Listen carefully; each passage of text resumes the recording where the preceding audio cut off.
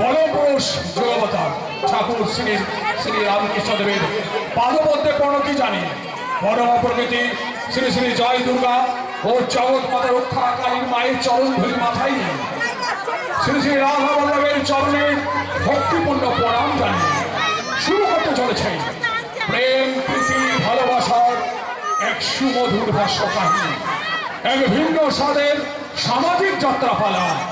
সোহাগ রাতের শেষ সারা, সোহাগ রাতের শেষ সারা।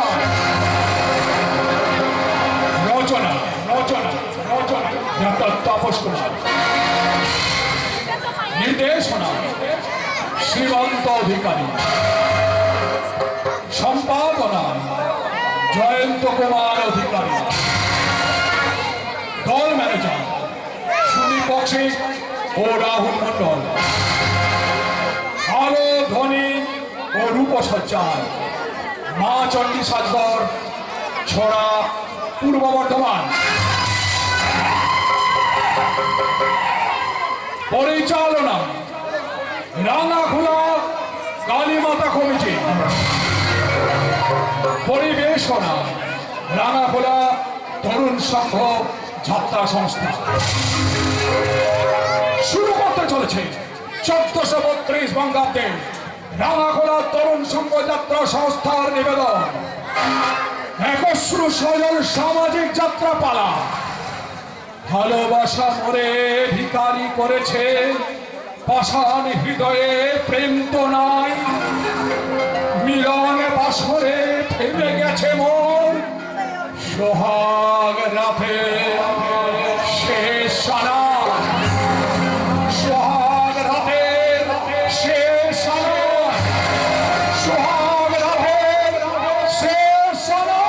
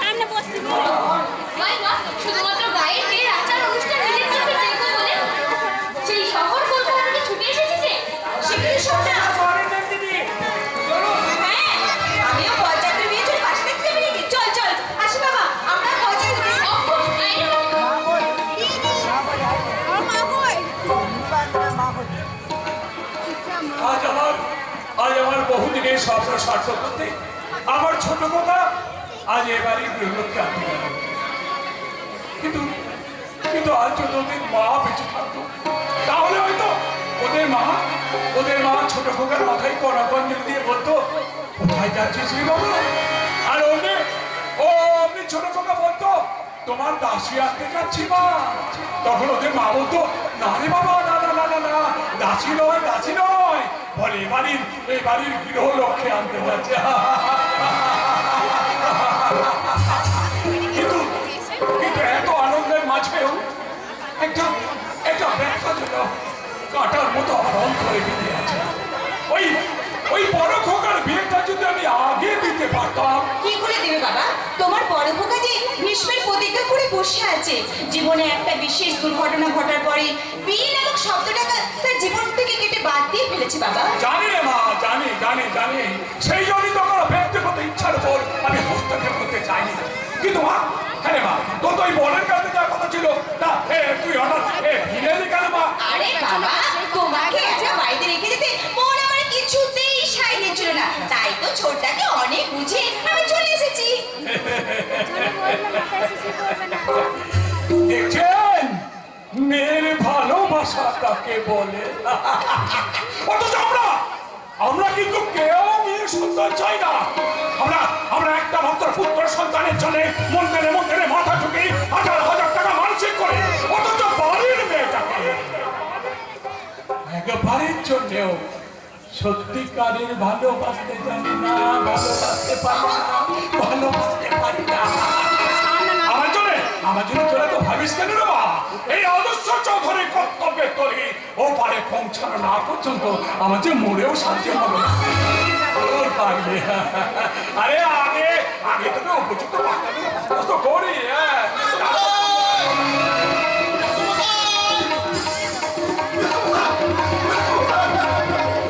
কি হলো সব? তুমি ছুটে আসছো কেন? গাড়ি তো অনেক আগে রওনা হয়ে গেছে। কিন্তু মাঝপথে কি হয়েছে? তুমি তাহলে কেন বলো মাঝপথে কি হয়েছে?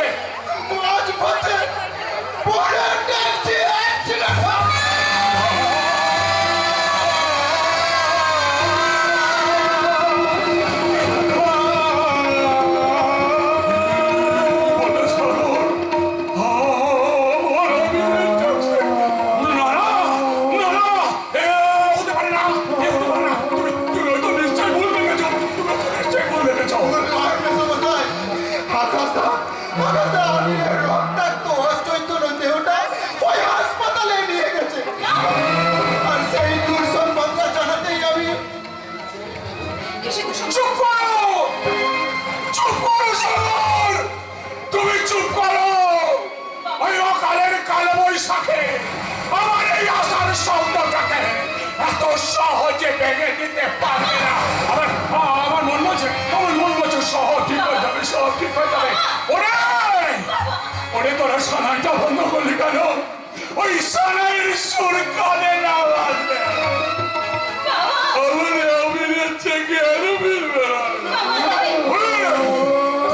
তোরা সানাইটাকে জোরে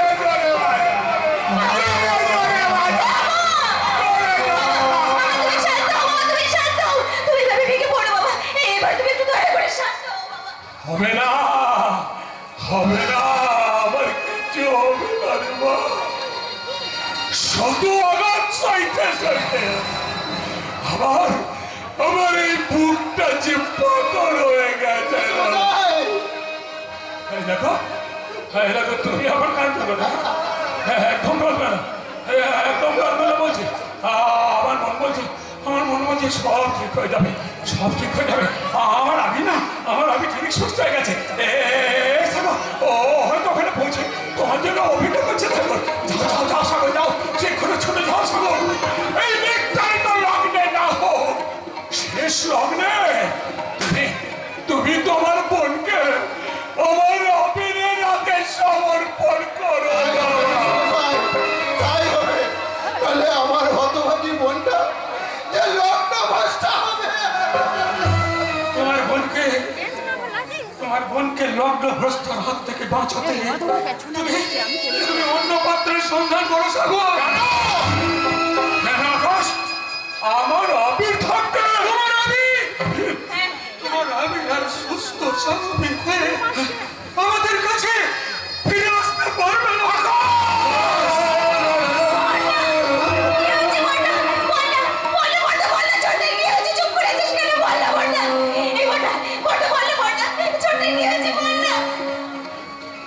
কি হয়েছে তা বলার সময় আমার নয় ম্যাডাম। তবে ডাক্তার হিসাবে আমি একটাই কথা বলতে পারি, 48 ঘন্টার মধ্যে জ্ঞান না ফিরলে হয়তো অভিনবকে বাঁচানো সম্ভব না। জ্ঞান ফিরলে মাথার প্রচন্ড আঘাতের জন্য হয়তো আবির্বাবু চিরদিনের জন্য অন্ধ হয়ে যাবে।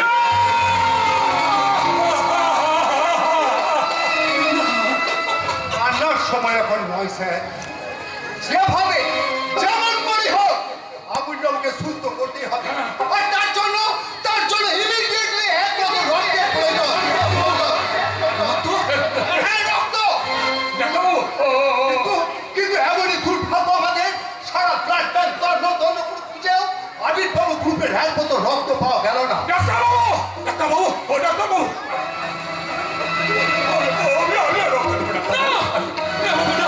যত রক্ত লাগে আমি দেবো, আমি। রক্ত আমিও দিতে পারতাম আকাশবাবু, কিন্তু আবির্বাবু গ্রুপের রক্ত যদি আমার গ্রুপের সঙ্গে মিলত, এমনই দুর্ভাগ্য বাবা, আবির্বাবু যে গ্রুপের রক্ত 100 জনের মধ্যে একজন পাওয়া যায়। আচ্ছা, আচ্ছা, কোন গ্রুপের রক্ত লাগবে ডাক্তারবাবু? ও নেগেটিভ। আমার তো রক্ত গ্রুপ বলি ডাক্তারবাবু। তোমার রক্ত নেগেটিভ। তাহলে দেরি করবেন না। এক্ষুনি আপনি আসুন। অন্তত এক বোতল রক্ত দিয়ে আপনি আবির্বাবুর জীবন রক্ষা আসুন, এক্ষুনি আসুন। ডাক্তারবাবু, আবিরের প্রাণ তো আমি তো বাঁচাতে চাই, কিন্তু আমরা কিসে? চলো না ভাই, চলো ডাক্তার রুমে চলো। বাবা সাগর, আমি তোমার পিতৃ করলাম বাবা। আমি তোমার কাছে হাত জোড় করে অনুরোধ করছি বাবা, আমার পুত্রের জন্য তুমি আগের মতো রক্ত দিও না।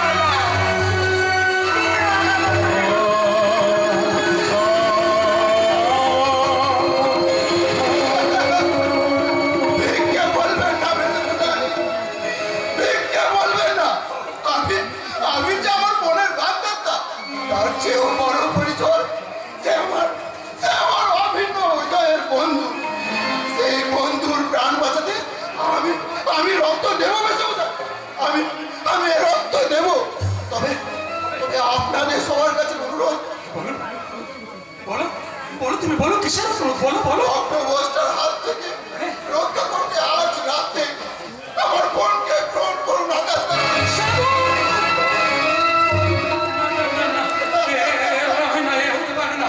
ভাইয়ের বাধ্যতাকে বিয়ে করে জীবনের সবচেয়ে ভয়ঙ্কর ভুলটা আমি কিছুতেই করতে পারবো না। তোর জীবনের এমনটা ভুল যদি কারো জীবনে ভুল হয়ে ফুটে ওঠে, সেই ভুলটা করা কি তোর উচিত নয় রে বর্ণা? আমার জীবনে ঘটে যাওয়া সেই চরম দুর্ঘটনাটাকে তোরা ভুলে গেলি? যে দুর্ঘটনা আমাকে আজীবন চির অবিবাহিত থাকতে বাধ্য করেছে। আকাশ, প্রয়োজনের তাগিদে তোকে সিদ্ধান্ত বদল করতে হবে।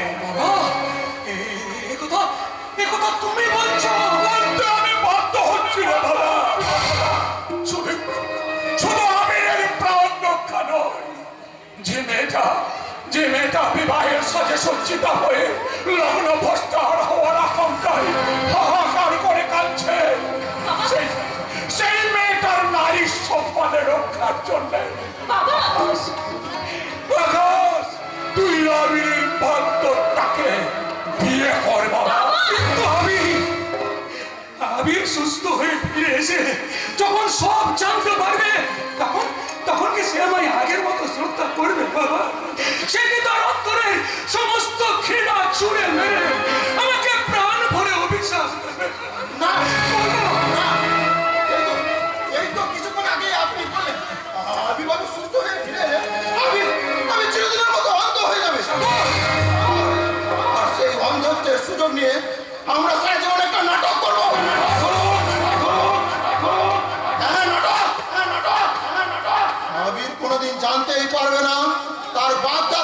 পানি এখন তার দাদার বিবাহিত স্ত্রী। আবির যদি কখনো তার কুপানির কথা জানতে চায়, সাংসারিক ভারসাম্য রক্ষার একটা অনিবার্য কারণে একটা ভয়ঙ্কর মিথ্যাকে আমরা সবাই এক বাক্যে বলবো, ওর সর্বভোক্তার কুপানি বিয়ের রাতে আত্মহত্যা করেছে। তুমি চুপ করো সাগর, তুমি চুপ করো। একটা নির্মম সত্যকে চাপা দিয়ে আজীবন আমি মিথ্যে অভিনয় করতে পারবো না। আকাশ, তুই বাবা তুমি আমায় ক্ষমা করো বাবা, নিতান্তই নিরুপায় হয়ে এই প্রথম আমি তোমার অবাধ্য হলাম। কি বলে তুই আমার অবাধ্য হয়ে বাবা শুনছিস? শুনছিস প্রতিভা, শুনছিস যে আকাশকে হবে এতটুকু বয়স থেকে আমার সত্য দিয়ে আমার আদর্শ দিয়ে আমি তিল তিল করে মানুষ করতে চেয়েছিলাম, ওই আকাশের মতো উদার করতে চেয়েছিলাম, ওই আকাশের মতো মহৎ করতে চেয়েছিলাম। সেই আকাশ কিনা আমার উঁচু মাথাটাকে মাটির সঙ্গে মিশিয়ে আছে। ওর কাছে আবিরের প্রাণের কোনো মূল্য নেই, ওর কাছে ওই নারীর প্রাণ রক্ষা চেয়ে ওর প্রতিজ্ঞা রক্ষা তাই বড় হয়ে দাঁড়িয়েছে। বাবা বাবা বাবা আমায় তোমরা একটু বোঝার চেষ্টা করো বাবা, বোঝার চেষ্টা করো। দূর হয়ে যা, দূর হয়ে যা প্রিয়াঙ্গা। তুই তোর প্রতিজ্ঞা রক্ষা নিয়ে আমার সামনে থেকে এই মুহূর্তে দূর হয়ে যা। বাবা আজ থেকে আমি জানবো ওই আকাশ বলে আমার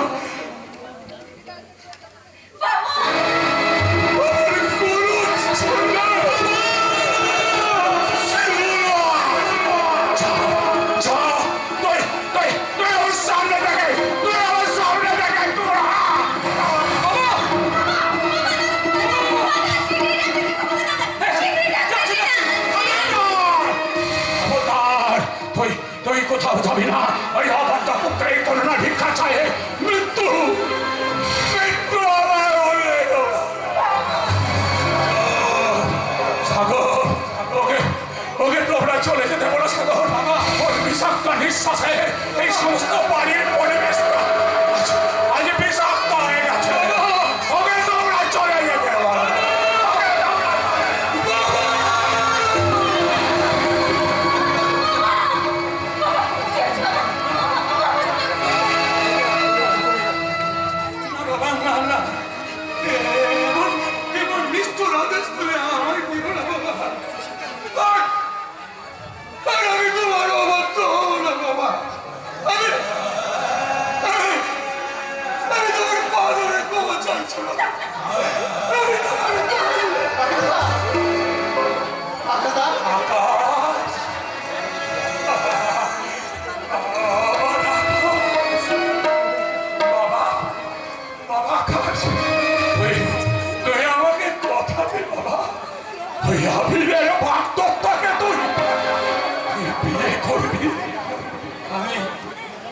আমি তোমায় কথা দিলাম বাবা, তোমাদের সবার সিদ্ধান্ত অনুযায়ী